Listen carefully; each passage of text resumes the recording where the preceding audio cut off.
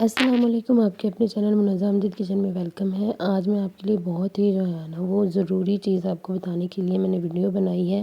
میں بس یوز کرنے لگی تھی تو اچانک نا میری آنکھوں کے سامنے ایسی گرین مرچ آ گئی نا، ہری مرچ آ گئی، تو میں نے سوچا میں کیوں نہ اپنی پیاری پیاری فیملی کے ساتھ بھی شیئر کروں۔ پچھلے دن ایک ویڈیو بہت وائرل ہو رہی تھی کہ ایک کھانے میں ٹماٹر تھا اور وہ زہر بن گیا، اور مطلب جب بھی پاس مسٹم کیا تو پتہ چلا کہ اس ٹماٹر میں زہر تھا نا، ٹماٹر کو کسی سانپ نے کھایا۔ تو مجھے یقین نہیں آیا، میں کافی دن سے بہت پریشان تھی۔ جب سے میں نے یہ ویڈیو دیکھی ہے نا، تب سے میں گھر میں جو بھی ٹماٹر اور سبز مرچ اور سبزی وغیرہ آتی ہے تو یوز کرتی ہوں دیکھ کے۔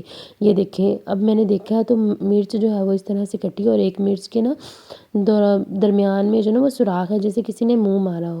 تو یہ چیزیں دیکھ کر مجھے ہوا کہ نہیں، ایسا ہو سکتا ہے، کیونکہ واقعی ہی جو ہے نا وہ اینیملز ہوتے ہیں، اور جب بھوک لگتی ہوگی تو وہ منہ تو مارتے ہوں گے۔ تو آپ کے گھر میں جب بھی سبزی آئے، آپ نے سبزی کو پہلے چیک کرنا ہے۔ دیکھیں 3 سے 4 منٹ لگتے ہیں، پہلے میں بھی غلطی کرتی تھی، چیک نہیں کرتی تھی، بس دھویا، کاٹا اور پکا لیا۔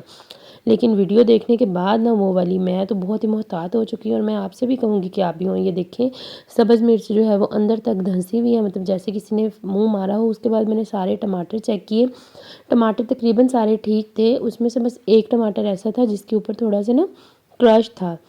یا تو اس میں سے آپ آدھا ٹماٹر کاٹ دیں، یا بہتر ہے کہ آپ جو ہے وہ پورے ٹماٹر کو ہی ویسٹ کر دیں، کیونکہ ایک ٹماٹر کی وجہ سے اگر آپ کا کھانا جو ہے وہ پورا زہریلا بن سکتا ہے، یا آپ کو کوئی بھی نقصان ہو سکتا ہے۔